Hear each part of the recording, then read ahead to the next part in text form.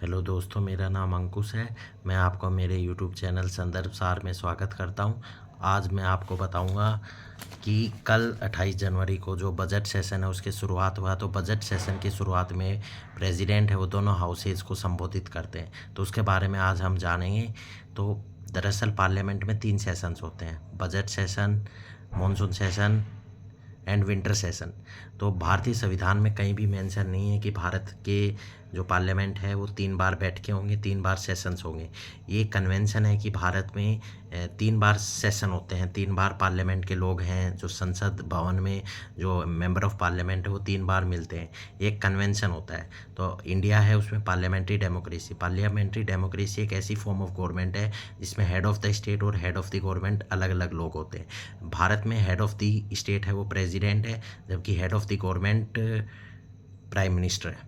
Head of the state और head of the government India में अलग है। और इंडिया में रिटन कॉन्स्टिट्यूशन है, और रिटन कॉन्स्टिट्यूशन में हर एक चीज़ मेंशन नहीं होती।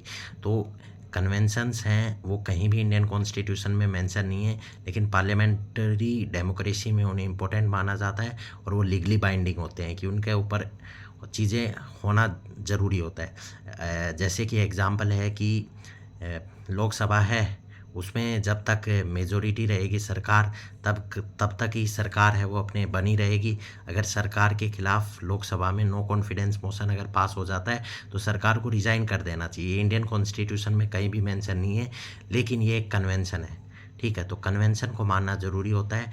ऐसा ही एक कन्वेंशन है कि साल में 3 बार मेंबर ऑफ पार्लियामेंट है वो बैठते हैं। तो 3 सेशन होते हैं।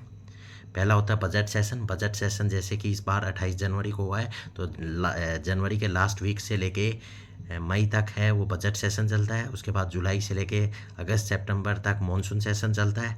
विंटर सेशन जो होता है वो सबसे शॉर्टेस्ट होता है, वो नवंबर दिसंबर में चलता है। जब भी बजट सेशन की शुरुआत होती है तो बजट सेशन की शुरुआत में प्रेसिडेंट ऑफ इंडिया है वो दोनों हाउसेस, लोकसभा और राज्यसभा, दोनों को संबोधित करते हैं, एड्रेस करते हैं। उसको बोलते हैं जॉइंट एड्रेस। तो उस जॉइंट एड्रेस की जो स्पीच होती है वो काउंसिल ऑफ मिनिस्टर प्रिपेयर करके देती है, और प्रेसिडेंट ऑफ इंडिया है वो काउंसिल ऑफ मिनिस्टर है, उसकी जो भी स्पीच प्रिपेयर की है उससे डेविएट नहीं कर सकते। ठीक है, तो under article 87 of the Indian constitution president of India 2 he bar both houses को संबोधित करते हैं। एक तो जब जनरल इलेक्शन होता है, जनरल इलेक्शन के बाद जो पहली मीटिंग होती है तब संबोधित किया जाता है। 2024 में इलेक्शन हुए थे, तो इलेक्शन के बाद जब पार्लियामेंट पहले सेशन किया था तब उस समय प्रेसिडेंट ने संबोधित किया था। और हर साल जब जनवरी में बजट सेशन होता है तो उसमें भी प्रेसिडेंट ऑफ इंडिया संबोधित करते हैं।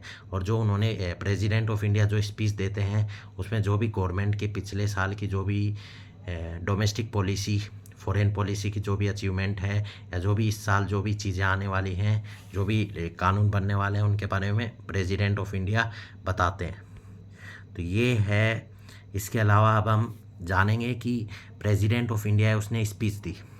अब प्रेसिडेंट ऑफ इंडिया है उनके स्पीच देने के बाद में लोकसभा में motion of the thanks to the president's address pass किया जाता है। वो सिर्फ लोकसभा में सिंपल मेजोरिटी से पास किया जाता है कि भाई प्रेसिडेंट ऑफ इंडिया ने जो स्पीच लगी है हम उनको थैंक्स कर रहे हैं कि उन्होंने एक अच्छी स्पीच दी।